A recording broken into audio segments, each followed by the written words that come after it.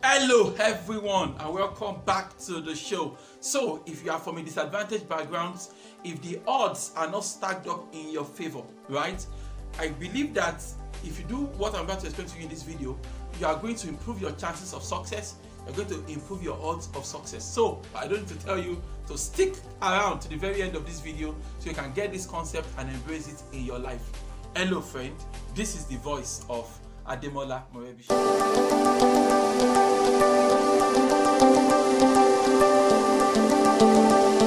Hello friend, you see, when you realize that the odds are not stacked in your favor, if you conclude that you are from a disadvantaged background and it looks like, things are not going your way and things like that, you didn't inherit any legacy, you're not the beneficiary of anything, any wealth or something that could give you a leg up in your pursuit and all that. Alright, I want you to consider the fact that it means you have to work more than others that had a better background, or maybe they have the odds stacked on their favor, or maybe they have an advantaged background. From a disadvantaged background, understand that you have to work 2 times more, 3 times more, okay, than others out there for you to have a chance of succeeding. Someone once said that if you have a black skin, right, if you are of African descent, right, that please understand that you have to work 7 times harder than someone that has a white skin. That's why sometimes when we read books of some of these foreigners, or this maybe from the West, maybe the Americans, Europeans and things like that, when you read their success books or their biography and they tell you about what they did in order to succeed and all that, right, you realize that your society is different, your circumstances is totally different from what they did. They might feel, well, there was this clip that went viral the other day where someone said, well, he didn't have much growing up, his dad gave him just $1 million. And people are like, what are you saying? Like, you had $1 million and you say you didn't have so much going on for you. $1 million and things like that, right? So here's the thing, all right, you have to understand that you will have to work more than them. You have to work way more than them now for you to give yourself a chance of succeeding. So what that means is this: you get into a new industry, and things are going on in the industry, things that happen and all that, right?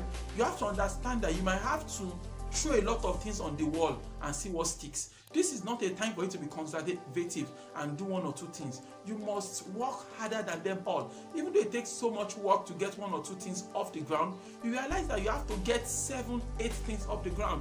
You realize that you have to work hard and get 12 things, 15 projects off the ground. The other day I was reading about an entrepreneur that said he has to get 12 projects off the ground over the next between 12 and 15 months. I was like, yes, this guy is onto something, because that is what it's going to take for some of us to break that barrier, to break that invisible fence that constrains us and break into some new levels. You have to work so hard that your work ethic impresses the powers that be, in quotes, right? The kingmakers in your niche, in your industry, the kingmakers in your society.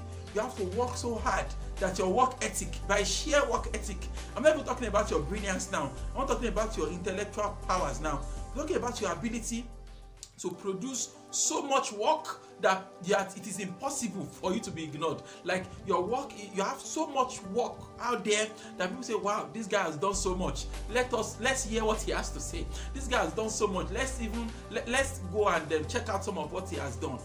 That is the kind of power you have to bring to the table. So you must not be comfortable with mediocrity. You must not be comfortable with doing just 1 or 2 things and expecting the world to clap for you. They're not going to clap for you.